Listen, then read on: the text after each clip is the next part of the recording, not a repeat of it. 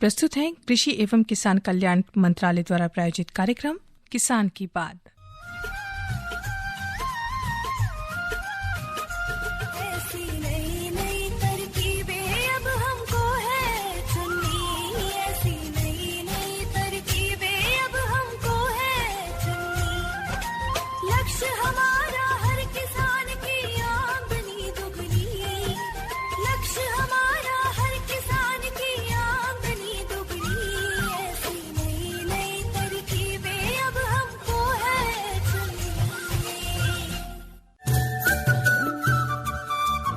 इस कार्यक्रम के प्रायोजक है कृषि एवं किसान कल्याण मंत्रालय, भारत सरकार। आकाशवाणी का FM गोल्ड चैनल 100.1 मेगाहर्ट्ज के साथ आप सभी जुड़े हुए हैं। साथियों, कार्यक्रम किसान की बात में आप सभी का बहुत बहुत स्वागत है। आज मैं हूं आपके साथ आरती और मैं हूं रजनीश जी। बिल्कुल, और देखिए स्वागत कर रहे हैं आपका कार्यक्रम में। और कार्यक्रम में ऐसा विषय लेकर आते हैं जो बिल्कुल आपके लिए उपयोगी होता है और ढेर सारी जानकारियां उस विषय से संबंधित रहती है। क्यों रजनीश? बिल्कुल सही कहा आरती आपने। देखिए, जो इस कार्यक्रम का जो मुख्य भूमिका में ये रहता है कि किस तरह से हम अपने किसान भाई बहनों को जो भी नित्य नई जानकारियां हैं कृषि के क्षेत्र में उनसे उनको अवगत कराएं और नई नई जानकारियां दिलवाएं, ताकि वो हमेशा जो भी कृषि के बारे में जानकारी है उससे एकदम अपडेटेड रहें। जी बिल्कुल। और देखिए, आज भी हम लेकर आए हैं गोभी वर्गीय सब्जियों में समसामयिक कार्य आप क्या कुछ कर सकते हैं, क्या कुछ नहीं कर सकते। इस विषय पे आज हम आपको एक चर्चा सुनवाने वाले हैं। देखिए आरती, जैसे जैसे कहते हैं ना, मौसम ठंडा होता है, थोड़ा एहसास होगा हमें सर्दी का। और कहते हैं कि सर्दियों में जो फल सब्जियां होती हैं बहुत अच्छी होती हैं और जो कि हमारे स्वास्थ्य के लिए भी बहुत ज़रूरी होती हैं। और सब्जियों का जो हमारे आहार में एक विशेष महत्व होता है, खास तौर से अगर हम पोषण की दृष्टि से देखें तो इसके सेवन से हमें स्वस्थ शरीर मिलता है। तो इसलिए बहुत ज़रूरी है कि जो सब्जियां हों बहुत अच्छी हों। और जैसे कि आपने बताया कि गोभी वर्गीय सब्जी जो कि सर्दी की एक बड़ी ही महत्वपूर्ण सब्जी है और बहुत स्वादिष्ट भी लगती है और उसमें पोषण भी होता है, तो उस विषय पर आज की हमारी चर्चा होगी। जी हाँ, बिल्कुल। देखिए, गोभी वर्गीय में बहुत सारी सब्जियां जो गोभी से जुड़ी हुई हैं वो सभी आ जाती है। और उम्मीद है आपको, काफी लोगों को भाई गोभी और से जुड़ी जितनी वर्गीय सब्जियां हैं सब बेहद पसंद होगी। तो जो हमारे किसान मित्र हैं, अब उसको क्या कुछ कर सकते हैं ताकि उनकी जो खेती है वो थोड़ी और उन्नत हो जाए, थोड़ी बेहतर हो जाए। तो इस चर्चा में आप वो सब जानेंगे। तो आइए सुनते हैं गोभी वर्गीय सब्जियों में समसामयिक कार्य आप क्या क्या कर सकते हैं। डॉक्टर श्रवण सिंह जो हैं, प्रधान वैज्ञानिक, भारतीय कृषि अनुसंधान संस्थान पूसा, नई दिल्ली से, इनसे बात की है। आइए सुनते हैं ये चर्चा। नमस्कार।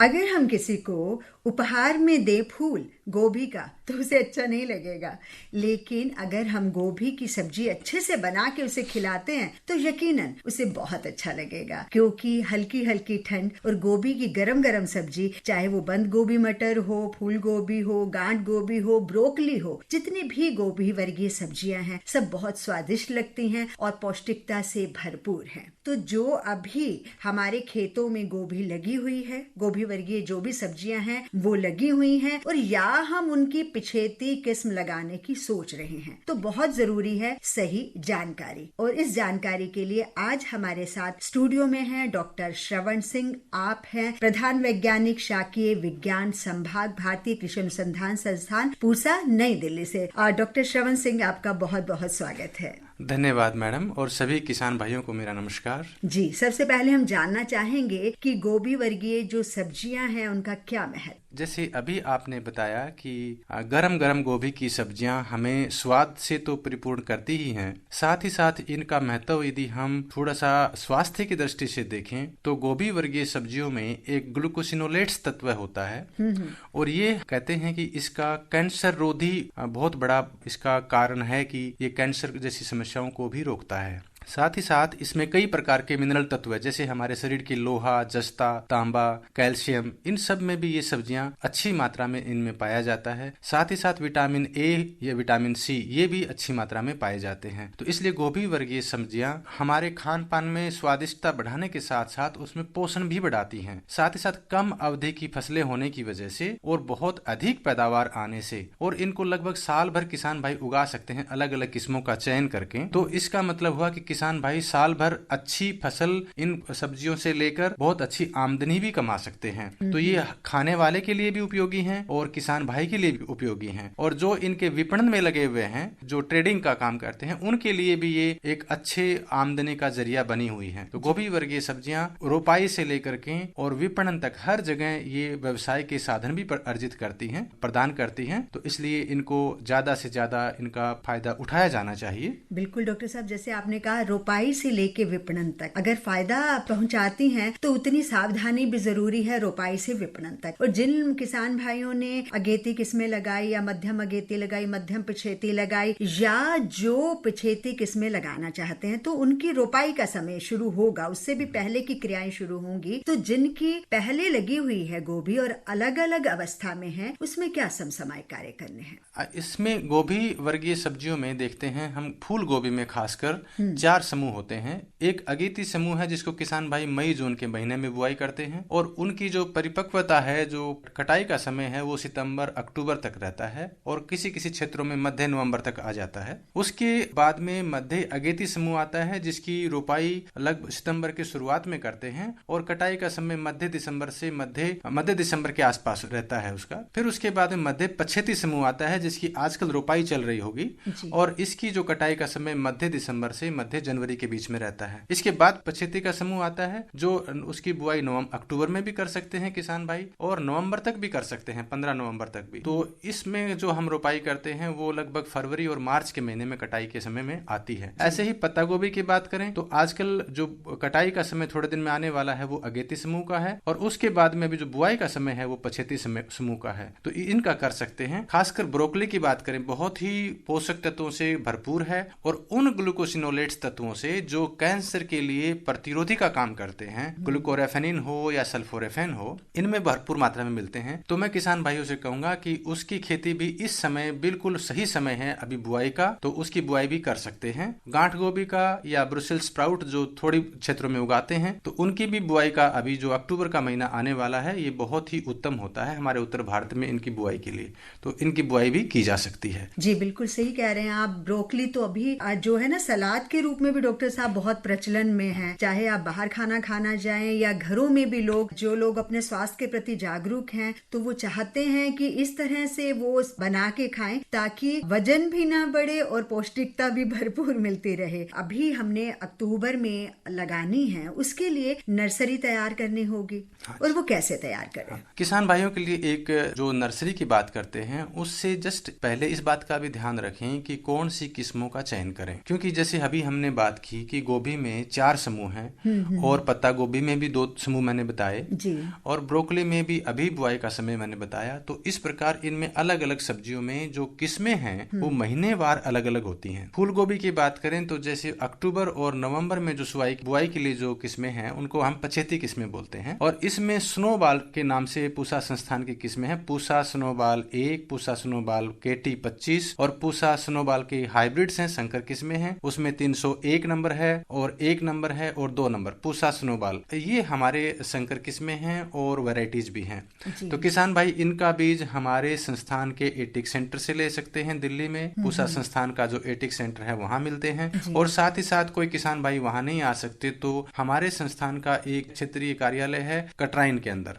भारतीय कृषि अनुसंधान संस्थान नई दिल्ली का एक जो रीजनल सेंटर है वो कटराइन में है। तो वहां पर भी आप फोन करके और पैसे जमा करके आप बीज मंगवा सकते हैं। वहां पे ब्रोकली का बीज मिल जाएगा आपको, पूसा KTS 1 नंबर की किस्म के नाम से बिकती है। वहां आपको गांठ गोभी का भी मिल जाएगा। उसके बाद में व्हाइट वियना के नाम से वो आती है। ब्रुसेल्स स्प्राउट कोई किसान भाई लगाना चाहते हैं, या कोई जो अपने घर गार्डन में भी, जैसे अभी आपने भी बताया किचन गार्डन में लगाना चाहते हैं, तो हिल्स आइडियल के नाम से उसका भी मिल जाएगा। तो इस प्रकार कई सारी किस्में हैं जिनके बीज उपलब्ध हो जाते हैं हमारे संस्थान में भी। लेकिन एक सलाह और भी है कि यदि हमारे संस्थान तक नहीं पहुंच पाते हैं, बाजार से आप बीज ले रहे हैं, तो इस बात का जरूर ध्यान रखें कि आप पक्का बिल लें, और ये जरूर पूछ लें कि भाई ये अभी बुआई के लिए उत्तम किस्म है या नहीं। कोई पछेती अगेती तो नहीं दे देगा, इसलिए बिल भी लें और साथ में ये भी प्रमाणित करवा लें कि भाई ये अभी बुआई के लिए उत्तम किस्म है। तो उससे आपका नुकसान नहीं होगा, क्योंकि इन फसलों में यदि हम दूसरे समूह की फसल की बुआई कर देते हैं, किस्म की बुआई कर देते हैं, तो उसमें हमारा नुकसान ज्यादा हो जाता है किसान का,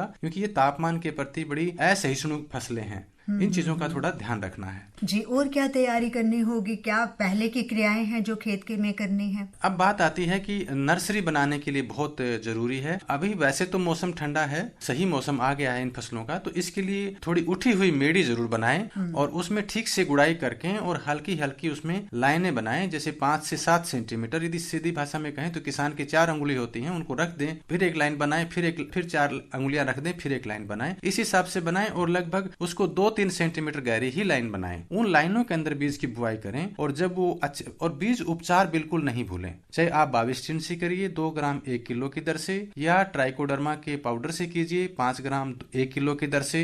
उपचारित बीज से जो नर्सरी में बीमारी आती है, डैम्पिंग ऑफ की जो बीमारी आती है, बहुत सारे किसानों की समस्या यही आती है सुनने में, वो समस्या इससे नहीं आती, क्योंकि बाविस्टिन 20 से 25 दिन तक आपकी फसल को बचा लेती है। इस चीज का जरूर ध्यान रखें। समय समय पे गुड़ाई करें जो पंक्तियों के बीच में जगह है उसमें, और शाम के समय और सुबह के समय शुरुआती अवस्था में पानी दें। और उसके बाद जब पौध तैयार हो जाती है, 20-22 दिन की हो जाती है, तो 1 दिन के अंतराल पे पानी दें। उससे क्या होगा कि पौध में सख्ती आती है, जो खेत में पौधे मरेंगे नहीं। तो क्योंकि सख्त पौध होती है, मजबूत पौध होती है, तो खेत में वो टिक जाती है जब हम खेत में लगाते हैं। तो इस चीज का जरूर थोड़ा ध्यान करें। तो क्या मिट्टी में भी कुछ उर्वरकों का प्रबंध करना है इस समय? हाँ, अब बात आती है जैसे हमारी पौध तैयार होती है तो साथ ही साथ हमारे खेत की तैयारी भी करनी होती है जी। तो उसके लिए पहले तो ये सलाह दी जाती है कि 20 से 25 टन प्रति हेक्टेयर की दर से गोबर की खाद जो सड़ी हुई है वो जरूर मिलाएं। और वो ऐसे करें कि इधर बुआई किया और उधर खेत में खाद मिलाने का काम कर दिया। 1 महीने में जो खाद मिल करके तैयार होती है, ठंडक मिलती है उसको, उसके बाद गोभी आप लगाएंगे तो उसमें आपकी पैदावार अच्छी होती है। लेकिन जैसे अंतिम जुताई हम करते हैं, 2 या 3 जुताई की सलाह दी जाती है गोभी के लिए। अंतिम जुताई के समय और जब आप मेड़ियां बनाएं, हम सलाह देते हैं किसान भाइयों को मेड़ियों पे रोपाई के लिए। उसमें क्या होता है, कभी कभी बारिश हो भी जाती है तो मेड़ियों के अंदर नालियों में पानी रह जाता है और मेड़ियों के ऊपर पौधे बचते हैं, अच्छे से बच जाते हैं,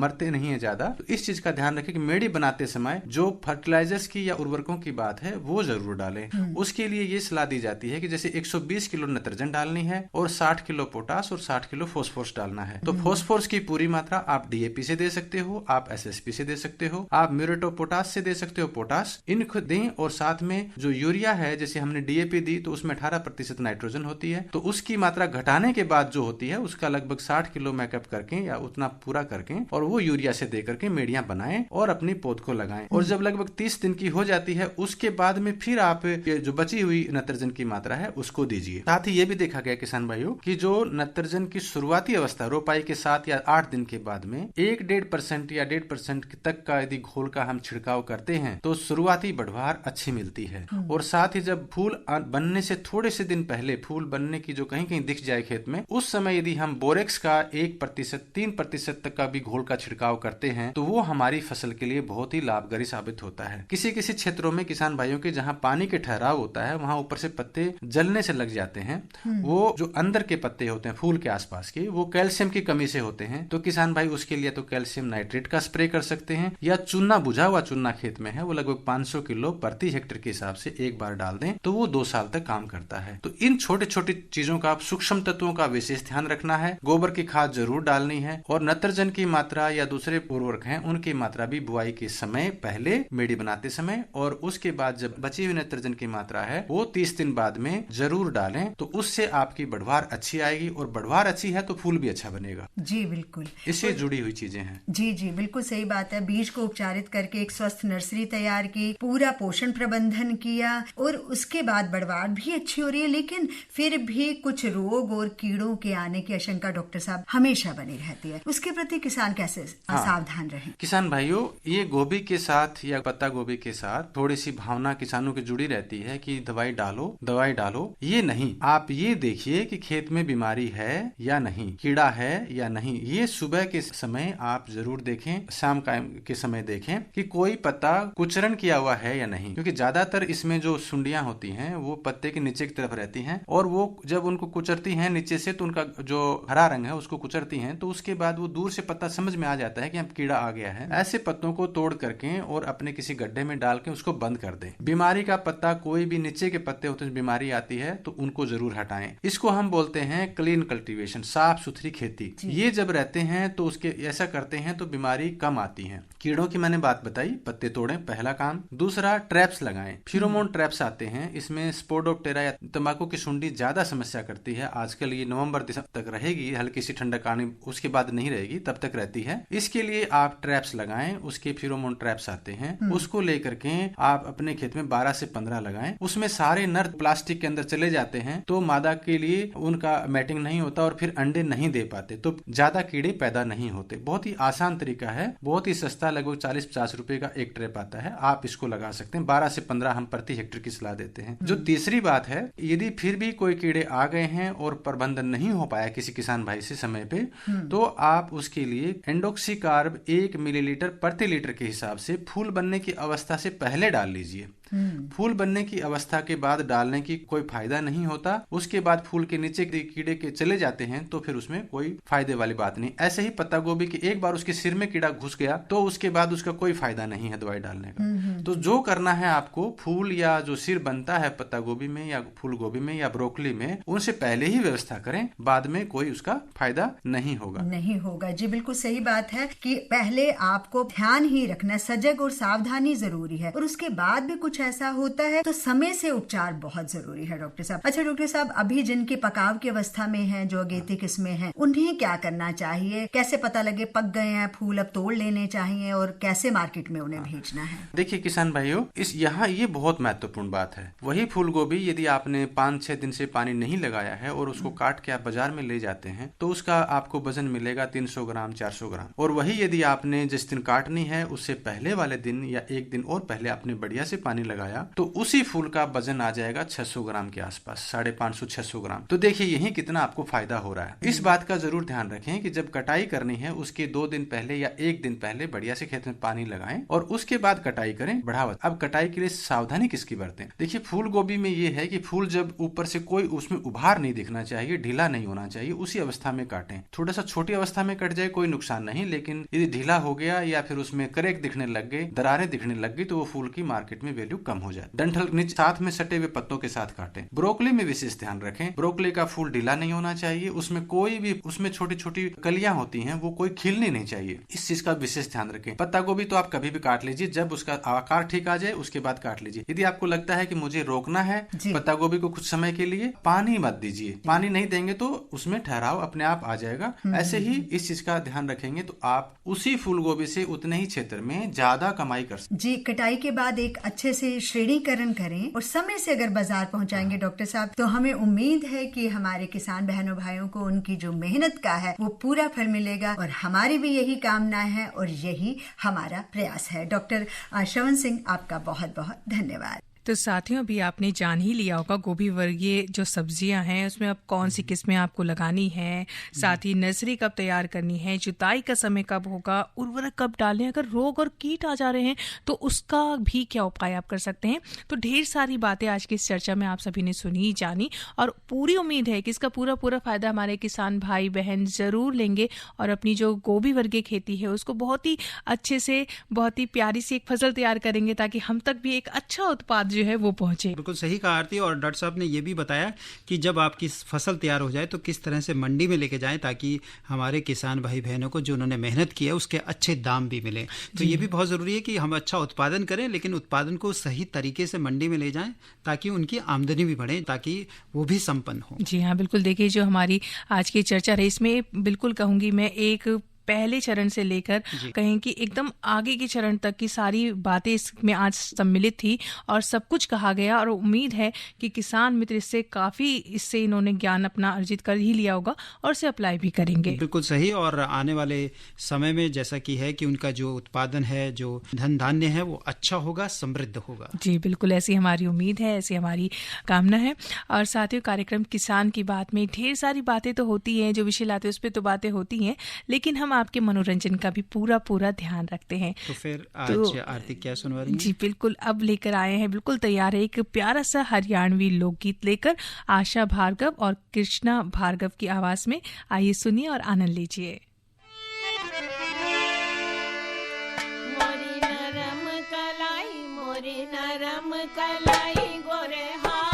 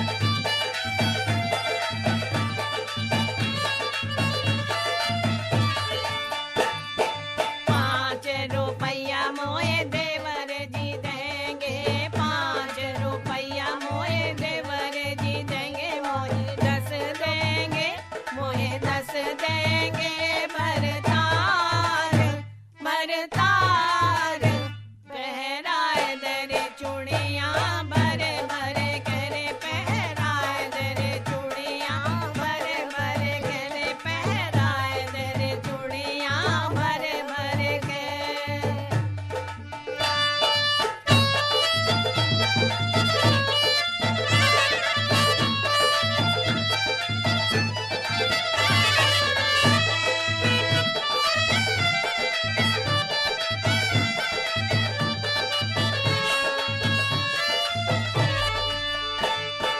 ₹5 मोहे नंदे उजी देंगे ₹5 मोहे नंदे उजी देंगे मोहे 10 देंगे मोहे 10 देंगे भरतार भरतार पहराए दरे चूड़ियां भरे भरे करे पहराए दरे चूड़ियां भरे भरे के मोरी नरम कलाई गोरे हाथ पहराए दरे चूड़ियां भरे भरे के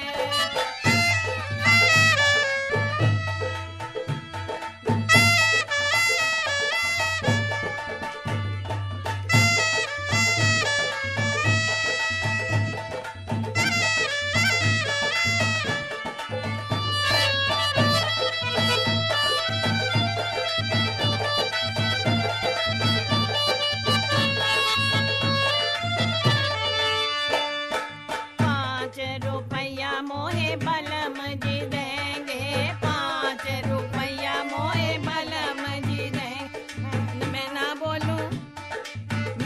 बोलूं बोले चूड़ियां हाथ मोरे हाथ पहराए दरे चूड़ियां भरे भरे के मैं ना बोलूं बोले चूड़ियां मेरे हाथ मोरे हाथ पहराए दरे चूड़ियां भरे भरे के मोरी नरम कलाई गोरे हाथ पहराए दरे चूड़ियां भरे भरे के रे पहराए दरे चूड़ियां भरे भरे के पहराए दरे चूड़ियां भरे भरे के तो भाई आशा भार्गव और कृष्णा भार्गव ने उम्मीद है कि आपको वहाँ बैठे बैठे या फिर जो भी आप काम करते झुमा जरूर दिया होगा। जी बिल्कुल सही। और ये मुझे लगता है कि हमारे साथ सभी लोग झूम रहे होंगे और उन्होंने जो कहते हैं ना कि इस गीत की आत्मा को महसूस भी किया होगा। जी बिल्कुल, लोकगीत का काम ही ये होता है कि बिल्कुल अंदर तक आपको तृप्त कर देता है, जो कानों में रस घोल देता है और आप एक कल्चर होता है, संस्कृति होती है जिसके साथ बह से जाते हैं। बिल्कुल सही। और देखिए यहाँ तो आपने झुमा दिया, लेकिन जोखिम से निकल कर फसल आए, सुरक्षित हो जाए।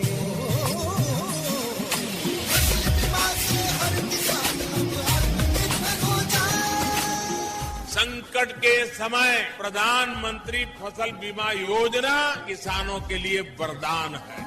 अब सूखा पड़े या बाढ़ आ जाए कोई डर नहीं, अब ओले पड़े या कीट पतंगे फसल खा जाए कोई फिक्र नहीं, क्योंकि हमने लिया है प्रधानमंत्री फसल बीमा। बुआई से फसल कटाई तक हर जोखिम का दावा, न्यूनतम प्रीमियम पर अधिकतम भुगतान का वादा। योजना से हर साल जुड़ रहे हैं 5 करोड़ से ज्यादा किसान। अब आपकी है बारी। नजदीकी कृषि कार्यालय, सहकारी समिति, बैंक शाखा, अधिकृत बीमा कंपनी या जन सेवा केंद्र में स्वेच्छा से करा सकते हैं पंजीकरण। फसल बीमा पोर्टल या फसल बीमा ऐप द्वारा भी कराया जा सकता है पंजीकरण। प्रधानमंत्री फसल बीमा योजना, आपकी फसलों का संपूर्ण सुरक्षा कवच। कृषि एवं किसान कल्याण मंत्रालय। जी तो भाई कार्यक्रम किसान की बात, उन्नत किसान आप इन्हें जरूर सुने और अपने इसको जो भी खेती में आप इसका इस्तेमाल कर सकते हैं, विषयों का जो भी हम लाते हैं। फिलहाल आज के कार्यक्रम से मैं आरती, मैं रजनीश आपसे विदा लेते हैं। नमस्कार। इस कार्यक्रम के प्रायोजक थे कृषि एवं किसान कल्याण मंत्रालय, भारत सरकार।